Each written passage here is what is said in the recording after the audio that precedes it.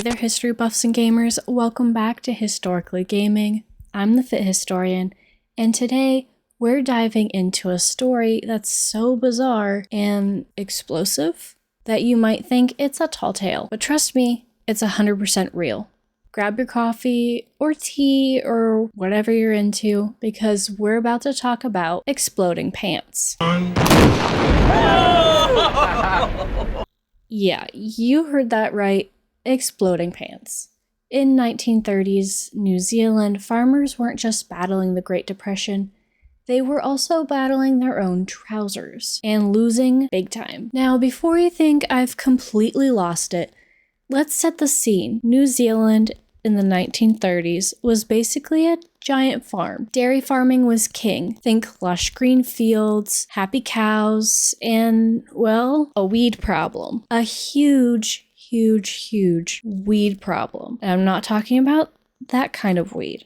I'm talking about this little beauty, ragwort. It's like the villain of our story. See, it's poisonous to cows and horses, and they won't touch it. It just takes over the pastures, choking out all the good grass, which is not good for milk production, not good for the economy, not good for anyone. So the government's like, we gotta do something. And they introduce this miracle cure, sodium chlorate. Sounds fancy, right? It's basically a weed killer on steroids. And they're telling the farmers, spray this on your ragwort and your problem is solved. Problem is, they maybe glossed over a tiny detail. Sodium chlorate is, well, explosive. Like, boom, your pants are on fire kind of explosive. I mean, they did sort of warn people. They said, hey, maybe wash your clothes if you get this stuff on them. But, you know, farmers are busy people. They're thinking that this is a great product that saves their pastures. They're not thinking about, oh, well, maybe if I don't wash my trousers, they're going to become a Roman candle. And that, folks, is how Richard Buckley's trousers became a legend. He was one of the first to have this happen. Luckily, he wasn't wearing them, but others, not so lucky.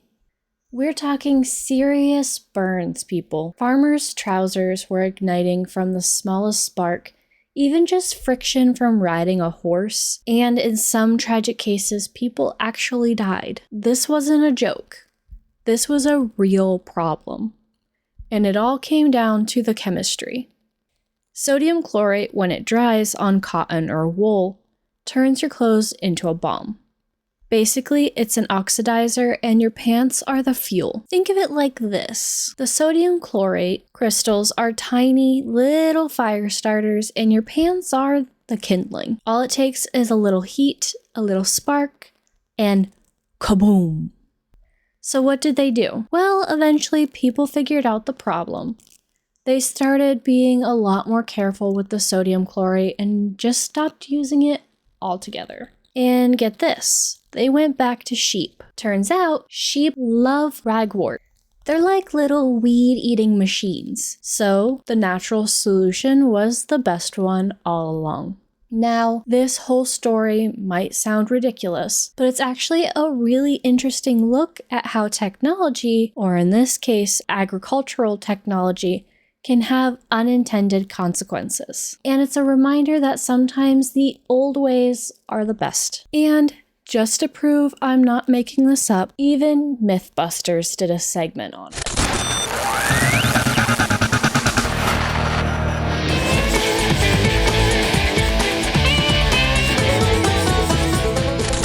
This whole thing is a fascinating little footnote in New Zealand's history.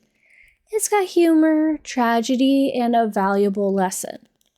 And it even won someone an IG Nobel Prize. Yeah, that's right, the IG Nobel Prize for research that makes you laugh, then makes you think. And trust me, exploding pants definitely make you think.